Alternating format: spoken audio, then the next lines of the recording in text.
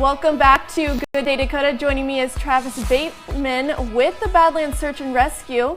So Travis, I'm pretty new to the area, and I know as we get into the winter season, some people living in the area might need a reminder. So what are some precautions that people should take when driving on snow and ice? Yeah, there's a lot of them. We've got a lot of newcomers to North Dakota nowadays, so it's important to remind people before winter hits. First off, you want to extend your following distance as well as your braking distance. Give yourself extra time in the morning, of course, to get ready to go, as well as to get to your destination. Check the road conditions. The North Dakota DOT has a really good travel map that folks can check. There's weather cameras on there too, so you can actually see the conditions for your route. Yeah, just overall plan for a little extra time in the morning and slow down. And I did get some new tires, which I think is an important first step. Yes. But what kind of things should someone have with them in their car? First off, you want to have enough warm clothing with you, cold weather survival gear, sleeping bags. We call them bivvies as well. They're the little survival blankets. Where can I get those?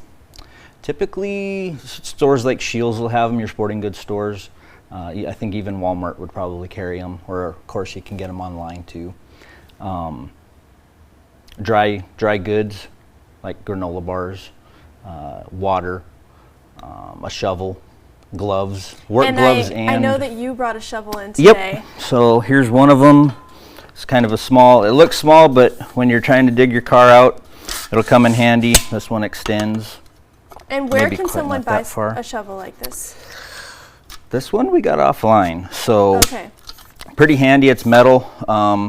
You want a bigger one too, but these are good for if you get just a little stuck and you gotta get out there and work.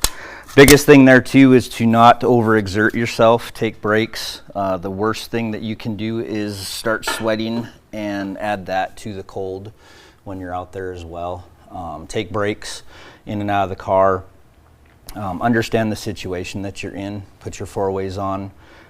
If you're stuck actually in the road, you may want to decide if you even want to try and get out and dig, because there may be other traffic coming along.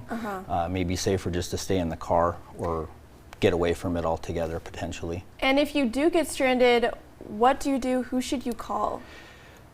Depends on your situation again, but if it's getting dire, you can call 911.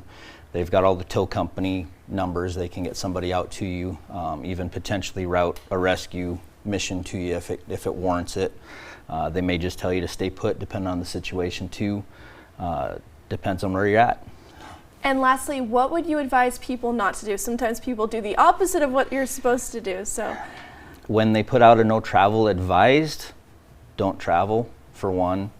If you do get stuck, do not leave the vehicle. Stay with the vehicle, especially if you end up being missing essentially. It's a lot easier to find a vehicle than it is to find a person. Thank you, Travis, so much for coming on. This was very informative and I definitely needed it, so thank you. You're welcome.